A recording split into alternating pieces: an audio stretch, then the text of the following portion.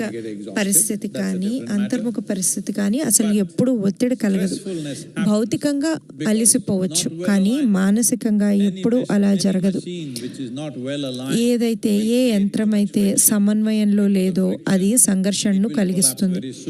ఎందుకంటే సంఘర్షణ వల్ల ఘర్షణ వల్ల దాని లైఫ్ స్పాన్ బాగా తగ్గిపోతుంది.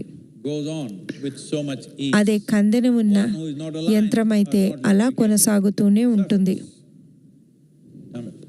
దేనికైతే కందెన లేదో అది అంత బాగా పని చేయదు. ఇప్పుడు తమిళ్లో అనువాదం వస్తుంది.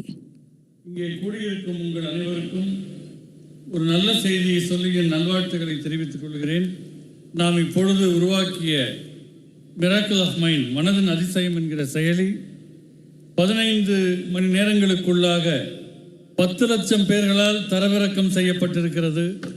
இது ஒரு மகத்தான சாதனையாக கருதப்படுகின்றது. ஆனாலும் என்னுடைய இலக்கு 300 கோடி பேர்கள் அதனை தரவிறக்கம் செய்ய வேண்டும் என்பதாகும். இது தமிழ்ல இருக்குதுன்னு சொல்லுங்க. தமிழிலும் இந்த செயலி இருக்கிறது. மனதின் அதிசயம் அப்படிங்கிற செயலியை தமிழ்லையும் நீங்கள் தரவிறக்கம் செய்து கொள்ள முடியும்.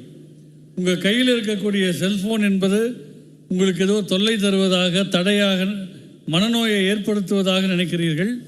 ஆனால் நீங்கள் நினைச்சால் உங்கள் கையில் இருக்கக்கூடிய இந்த செல்லிடப்பேசி உங்களுடைய மனநோய்க்கு ஒரு தீர்வாக கூட மாற முடியும்.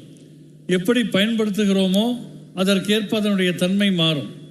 தொலைத்தொடர்பு சாதனம் ஒரு சிக்கலுக்கான தீர்வின் சாதனமாக மாறப்போகிறது. இதை மேற்கொள்ளக்கூடியவர்கள் தொலைக்காட்சியில் நீங்கள் பார்த்தாலும் சரி, இங்கே நேரே வந்திருந்தாலும் சரி, மனநோய்க்கான ஒரு தடுப்பு முறையாக அதை பயன்படுத்துங்கள். அதை குணமாக்குவது மருத்துவர்கள் கையில் இருக்கலாம், ஆனால் வராமல் தடுக்க உங்களால் முடியும். இந்த எந்த தலைமுறைக்கும் இல்லாத ஒரு சிறப்பு நமக்கு இருக்கிறது.